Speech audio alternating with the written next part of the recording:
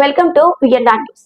శ్రావణ మహోత్సవం సందర్భంగా 1000 స్తంభాల దేవాలయంలో శ్రీ రుద్రేశ్వర స్వామి వారికి ప్రత్యేక పూజలు నిర్వహించిన వరంగల్ పార్లమెంట్ సభ్యులు డాక్టర్ కడియం కావ్య, సిపి అంబర్ కిషోర్ షా.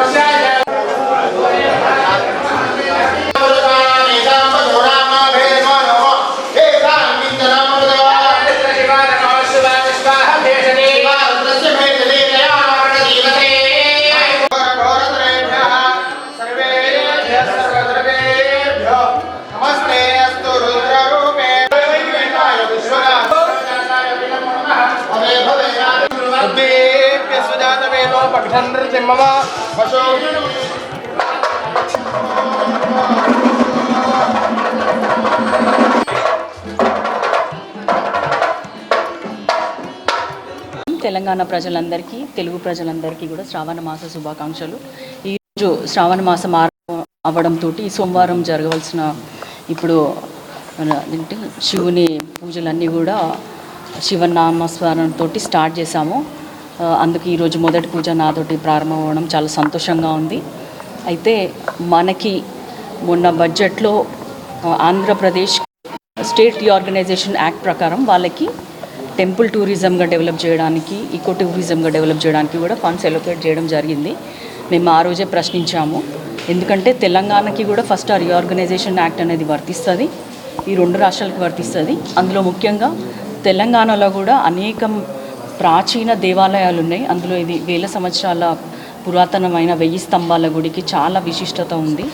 ఇక్కడ రావాల్సిన ఇది కూడా మనము తెలంగాణలో కూడా టెంపుల్ టూరిజం చేసుకోవచ్చు, స్పిరిచువల్ టూరిజంగా కూడా దీన్ని అభివృద్ధి చేసుకునే అవకాశం ఉంది. కాబట్టి ఇక్కడ ప్రాంతవాసిగా నేను నా గలము చాలా బలంగా వినిపించి 1000 స్తంభాల గుడికి కానీ, ఇంకా ఇక్కడ మనకున్న భద్రకాళి గుడికి కానీ, తర్వాత బాసరాకి కానీ, ఇట్లా మనకున్న ప్రత్యేకమైన గుళ్ళు, ఎన్నో సంవత్సరాల నుంచి ఉన్న విశిష్టత కలిగిన గుళ్ళన్నిటికీ గురించి, దేవాలయాలన్నిటికీ అభివృద్ధి కోసం నేను పాటుపడతాను.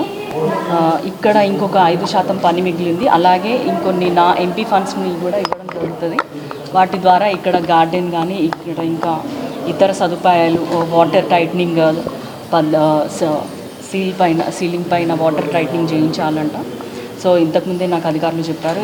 ఇక్కడ మిగిలిన ఇతర పనులన్నీ కూడా వేగవంతంగా పూర్తి చేసి మన 1000 స్తంభాల గుడికి ఇంకా ఎక్కువ ప్రాచుర్యం కలిగే విధంగా నేను కృషి చేస్తానని మీ అందరికీ కూడా తెలియజేస్తున్నాను. మేము ఖచ్చితంగా మన ఇక్కడ అయ్యవారి దగ్గర నుంచి మరియు అధికారుల దగ్గర నుంచి రిప్రజెంటేషన్స్ తీసుకొని అక్కడ మన టూరిజం మినిస్టర్ని కానీ, లేకపోతే దేవాలయాలకు సంబంధించిన మినిస్టర్స్ని కానీ సంప్రదించి, అధికారులను సంప్రదించి ఫండ్స్ తేవడానికి నేను ప్రయత్నిస్తాను. డాక్టర్ కడియం కావ్యాని ఒక ఎంపీగా గెలిపించుకున్న వరంగల్ ప్రజలందరికీ కూడా వాళ్ళు చాలా సంతోషపడే విధంగా నేను నిత్యం కృషి చేస్తాను. ఎక్కడైనా గ్యాప్స్ ఉన్నాయి, బ్రిడ్జెస్ ఉన్నాయి అంటే కనుక వాటిని ఫిల్ చేస్తాను.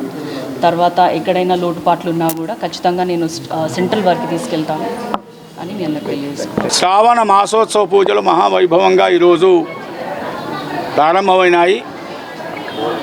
అందులో శివప్రీతికరమైన సోమవారం రోజునే స్వామివారికి ఈ శ్రావణ మాసోత్సవ పూజలు ప్రారంభించడం గొప్ప విశేషం, కొంత అరుదైనటువంటి విషయం కూడా. కాబట్టి 4 రోజుల పాటు దేవాలయం లోపల శ్రావణ మాసోత్సవ పూజలు నిర్వర్తించడం జరుగుతుంది.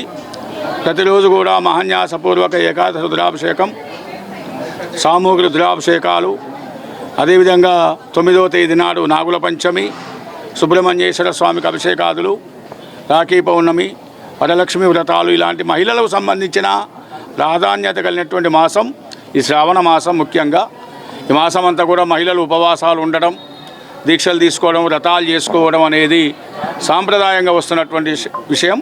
ముఖ్యంగా ఈ శ్రావణ మాసంలో 5 సోమవారాలు రావడం అనేది జరుగుతున్నది. అదేవిధంగా పౌర్ణమి, మాస శివరాత్రి ఇవన్నీ కూడా కలిసి వస్తాయి.